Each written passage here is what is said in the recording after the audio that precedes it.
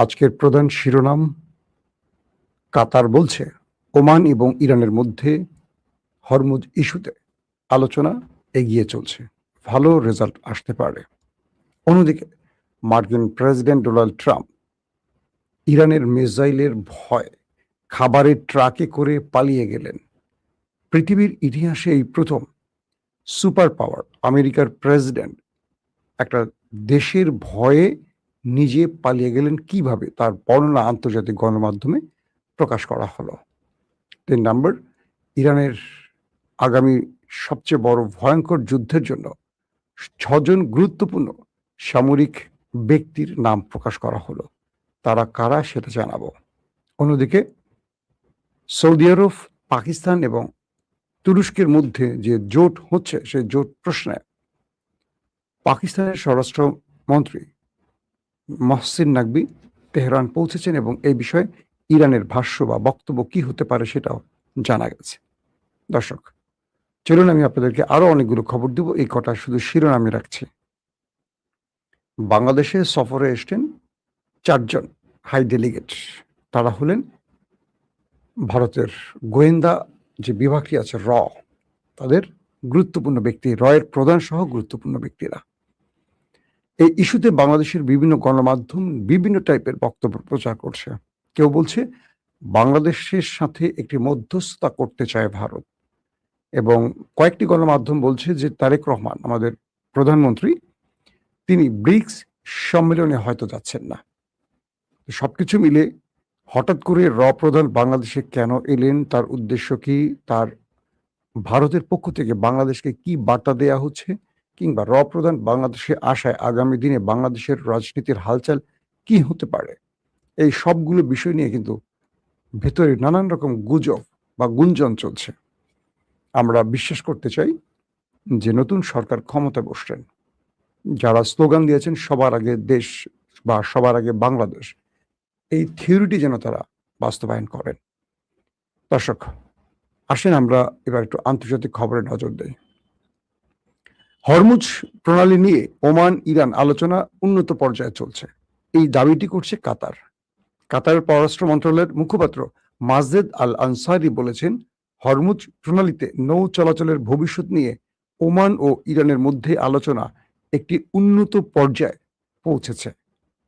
সরকারের ভাষ্যমতে লোহিত সাগরে বাব-আল মানদেব প্রণালীতে ইয়েমেনের হুতি বিদ্রোহীরা একটি অজ্ঞাত বাণিজ্যিক জাহাজে হামলা চালালে 3 জন নিহত হয়েছে। এই বিষয়ে হুতিদের পক্ষ থেকে তাৎক্ষণিকভাবে কোনো মন্তব্য পাওয়া যায়নি। এটি হলো, আপনাদের জানেন যে হরমুজ প্রণালী যেখানে ইরান বন্ধ করে রেখেছে, যেটাকে বলা হয় ইরানের নিউক্লিয়ার, হরমুজ হলো ইরানের নিউক্লিয়ার।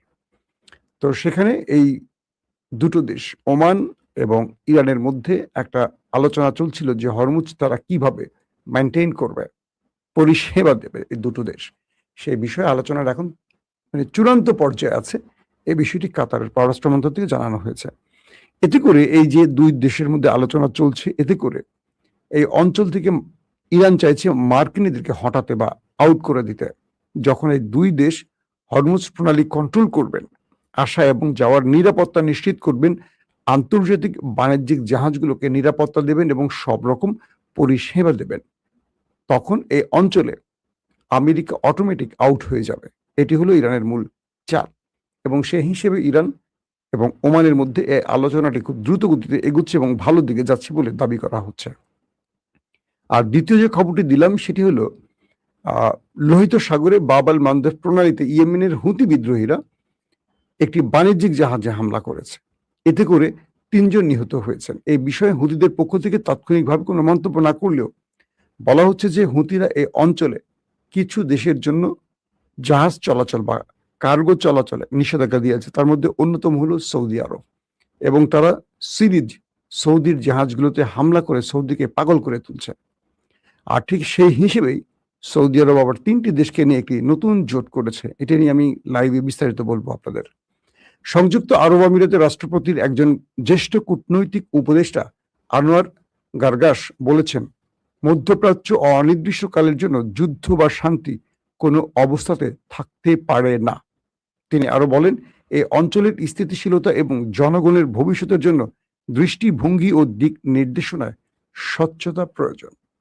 ভালো কথা বলেছে, কিন্তু সমস্যাটা হলো ভালো কাজ তারা করছে কিনা।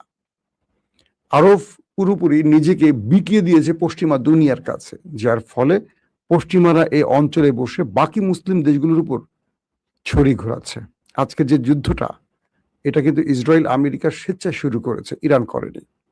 এবং ইরান আক্রান্ত হওয়ার পর এখন প্রতিঘাত করছে, কিন্তু ইরানের প্রতিঘাতে আমেরিকা কোণঠাসা হয়ে পড়েছে। অর্থাৎ ইরানের সাথে কৌশলে বা লড়াইতে বা সাহসে আর পেরে না উঠে ট্রাম্প এখন একটা বড় বিপর্যয়ের মুখে পড়েছে, স্বয়ং আমেরিকাও বিপর্যয়ের মধ্যে পড়ে গেছে।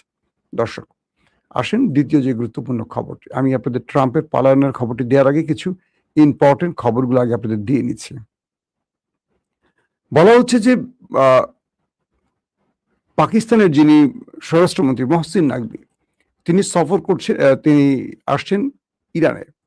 তার উদ্দেশ্যটা কি ছিল? কারণ এখানে আপনারা জানেন যে কয়েকটি বিষয়ের সাম্প্রতিক সময় ঘটে গেছে, যদিও আমি সেই খবর আপনাদের কন্টিনিউ দিতে পারিনি, আমি একটি গুরুত্বপূর্ণ কাজে বাইরে ছিলাম।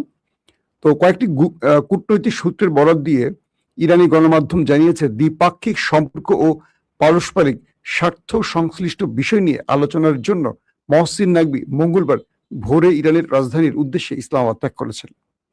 ইরানের স্বরাষ্ট্রমন্ত্রী ইস্কান্দার মোমিনি তার পাকিস্তানি প্রতিপক্ষের সঙ্গে আলোচনার জন্য ইসলামাবাদ সফরের এক মাস পর এই সফরটি অনুষ্ঠিত হলো।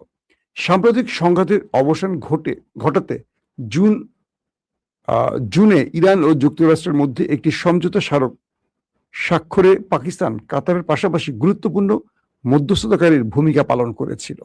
ওয়াশিংটন সমঝোতা স্মারকটি লঙ্ঘন করায় তেহরান হরমুজ প্রণালীতে পুনরায় বন্ধ করতে বাধ্য হয়। তেহরান বলছে, যুক্তরাষ্ট্রের সমঝোতা স্মারক লঙ্ঘন বন্ধ হলে এর ফলে এই আমেরিকা তার যেই নির্দেশনা বা শর্ত ছিল সেটাকে পুনরায় সে শর্তে ফিরে এলে হরমুজ খোলা হবে, অথবা ইরান এই হরমুজকে স্থায়ীভাবে বন্ধ করে দেবে। দর্শক, আপনারা জানেন যে ইরানের সশস্ত্র বাহিনীতে 6 জন ব্যক্তিকে পরিবর্তন করা হয়েছে। এরা খুবই গুরুত্বপূর্ণ ব্যক্তি। এদেরকে হঠাৎ করে দায়িত্ব দিয়েছেন আমাদের সর্বোচ্চ নেতা আয়াতুল্লাহ আলী খামেনির ছেলে, এখন নতুন যিনি আয়াতুল্লাহ হয়েছেন মুজতফা খামেনি।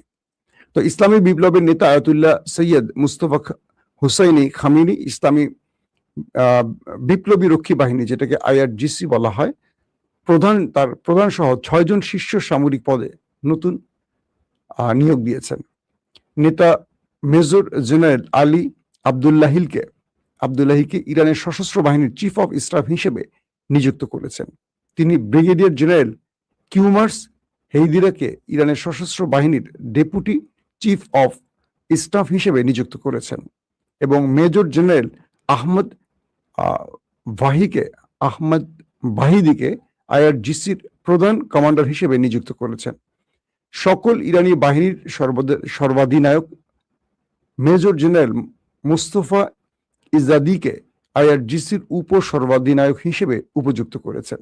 এছাড়া তিনি রিয়ার অ্যাডমিরাল আলী ওজমাইকে IRGCর নৌবাহিনীর কমান্ডার হিসেবে নিযুক্ত করেছেন। এছাড়া হোসেন তায়েফকে IRGCর বাসিক সংগঠনের প্রধান হিসেবে নিযুক্ত করেছেন।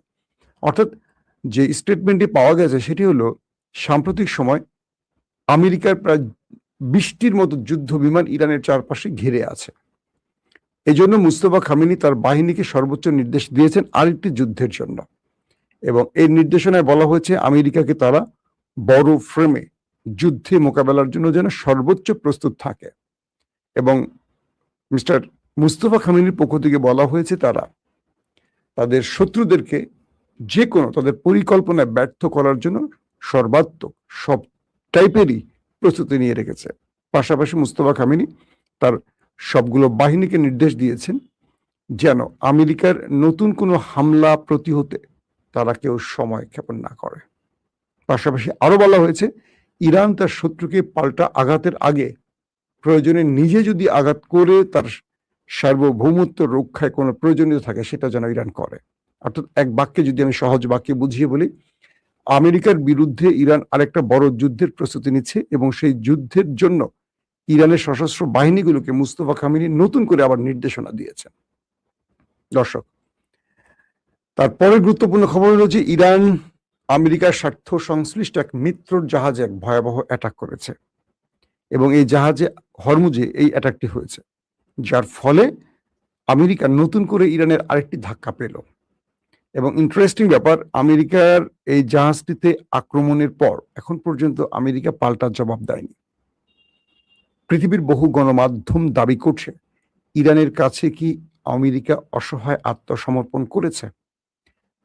ইরানের বর্তমান প্রেক্ষাপটে যেভাবে ইরান সবকিছু কন্ট্রোল করছে এবং হরমুজ প্রণালীকে যেভাবে পুরো অবরুদ্ধ করে রেখেছে বা নিষিদ্ধ করে রেখেছে সবার জন্য, এবং এই অঞ্চলে আমেরিকা সর্বাত্মক চেষ্টা করেও হরমুজে ইরানের নিষেধাজ্ঞা বা ইরানের যেই অঞ্চলে যান চলাচল বন্ধ করার পর যে ইরান নির্দেশনা দিয়েছে সেটাকে ভাঙতে পারছে না মার্কিন নেভাল টিম। বলছে যে আমেরিকার যে নেভাল ব্লকেট তৈরি করেছে কার্যত সেটা ব্যর্থ হয়েছে ইরানের কাছে। এবং আজকে যে জাহাজটিতে ইরান হামলা করেছে সেই হামলায় কয়েকটি গণমাধ্যম দাবি করেছে যে ব্যাপক বিস্ফোরণ হয়েছে এবং জাহাজটির আশেপাশে কয়েক কিলোমিটার থেকে শুধু আগুন আর তেল, ওই জাহাজটি বিস্ফোরিত হয়ে তেল ছড়িয়ে পড়েছে। এবং আমেরিকা এই দৃশ্য দেখতে শুধু চেয়েছে, কিচ্ছু করতে পারেনি। এবং ইরান এতটা অ্যাগ্রেসিভ, আমেরিকাকে পাল্টা ধাক্কা দিচ্ছে, যেটা আমেরিকার জন্য এখন টেনশনের কারণ হচ্ছে যে আমেরিকা ইরানকে মাটির সাথে মিশিয়ে দেওয়ার ঘোষণা দিয়েছে। তারা এখন ইরানের হামলাগুলো শুধু চেয়ে চেয়ে দেখছে। দর্শক, যে খবরটি দিয়ে শেষ করতে চাই আজকে আপনাদের খবরটি, আমি চলেন সেটা আগে আপনাদের একটু। এদিকে আরেকটি খবর পাওয়া গেছে, সিরিয়ার আদালত সাবেক রাষ্ট্রপতি বাশার আল আসাদকে মৃত্যুদণ্ড দিয়েছে। এটি আপনারা হয়তো জেনে গেছেন বা বিভিন্ন কারণের মাধ্যমে চলে এসছে। অন্যদিকে বুধবার আঙ্কারায় বৈঠকে বসতে যাচ্ছে তুরস্ক ও ফিলিস্তিনের রাষ্ট্রপতিরা। এটি আশা করি যে ফিলিস্তিন ইস্যুতে একটা ভালো ফলাফল আসতে পারে। দর্শক, গত জুলাইতে তুরস্ক সফর করেছেন মার্কিন প্রেসিডেন্ট ডোনাল্ড ট্রাম্প। এ সময় তিনি ইরানের ভয়ে তার পথ বিভিন্নভাবে পরিবর্তন করেছেন। এটা নিয়ে আমি আপনাদের ডিটেল বলেছিলাম লাইভে, মনে আছে আপনাদের। যখন আঙ্কারা থেকে মিস্টার প্রেসিডেন্ট ট্রাম্প তার দেশে ফিরবেন, হঠাৎ করে তার নিরাপত্তা বাহিনী এসে তাকে একটা খবর জানালেন, মিস্টার প্রেসিডেন্ট, আমরা যে জাহাজটিতে মানে বিমানটিতে করে ফিরবো, ইরান এই জাহাজটিতে মিসাইল হিট করার জন্য সকল প্রস্তুতি নিয়েছে। এই খবরে ডোনাল্ড ট্রাম্প তার ধুতি খুলে গেল। তিনি এসছিলেন যেই কাতারের গিফট পাওয়া, কাতার প্রধানমন্ত্রী বা কাতারের আমির তামিম বিন হামাদ আল থানির উপহার পাওয়া যেই একটা বিমান ছিল, মানে মার্কিন প্রেসিডেন্ট ডোনাল্ড ট্রাম্পকে যে গিফট করা হয়েছিল কাতারের পক্ষ থেকে নতুন একটি বিমান, সেই বিমানটি থেকে তিনি নেমে গেলেন। নেমে তিনি খাবারের একটি ট্রাকে উঠলেন। কে? Mister president Trump. খাবারের ট্রাক, বুঝছেন, ক্যাটারিং ট্রাক বলা হয়। সেখানে উঠে তিনি ওখান থেকে পালালেন, পালিয়ে একটা ছোট বিমানে করে চলে গেলেন এবং সেখান থেকে কয়েকটা ভাঙা দিয়ে তিনি ভিন্ন বিমানে করে আবার আমেরিকায় পৌঁছলেন। পুরো পৃথিবীর গণমাধ্যম বলছে যে ইরানের ভয়ে আমেরিকার প্রেসিডেন্ট খাবারের ট্রাকে করে দেশ ত্যাগ করেছে। তো এই বিষয়টি আসছে কেন? যে ট্রাম্প আয়াতুল্লাহ আলীকে হত্যা করেছেন, সেই ট্রাম্প এবং ইসরায়েলের নেতানিয়াহু কতটা আতঙ্কে আছেন কল্পনা করতে পারেন। দ্বিতীয় বিষয়টি হলো, যে ট্রাম্প এত বড় বড় কথা বলছেন, সেই ট্রাম্প ব্যক্তিগতভাবে আসলে ইরানের ভয়ে কতটা কাপুরুষের মতো ভূমিকা পালন করছেন, এই ঘটনাটি তার সবচেয়ে বড় প্রমাণ। বলা হচ্ছে সেই রিপোর্টগুলোতে পৃথিবীতে, মানে পৃথিবীর ইতিহাসে কোনো মার্কিন প্রেসিডেন্ট এতটা ভয়ে এইভাবে পালায়নি যেটা ট্রাম্প পালিয়েছে। তার মানে আমেরিকা এইটুকু বুঝতে পেরেছে তারা মৌমাছির বাসায় বা কি মৌচাকে ঢিল মেরেছে, আর ইরান হলো সেই মৌচাক। কারণ ইরান বলেছে তারা যে কোনো সময় এই সুযোগটি কাজে লাগাবে। যারা আয়াতুল্লাহ আলী খামেনিকে হত্যা করেছে তাদের প্রতিশোধ নেওয়ার শপথ করেছে ইরান। আর তাই ইরানের ভয় এখন আমেরিকা বা ইসরায়েল, পৃথিবীর বিভিন্ন দেশে তারা সফর যে করছে এইভাবেই করছে। হয়তো সবগুলো ঘটনা সাক্ষাৎ প্রমাণিত হচ্ছে না বা আসছে না। যেমন নেতানিয়াহু তার দেশেই সবসময় আতঙ্কে থাকে এবং তার প্রতিটা গতি প্রকৃতি বা চলাফেরার মধ্যে যথেষ্ট রেস্ট্রিকশন আছে, এবং ট্রাম্পেরও আছে। তো এক ইরানকে টোকা দিয়ে আমেরিকা ইসরায়েলের ঘুম মোটামুটি আমরা বলতে পারি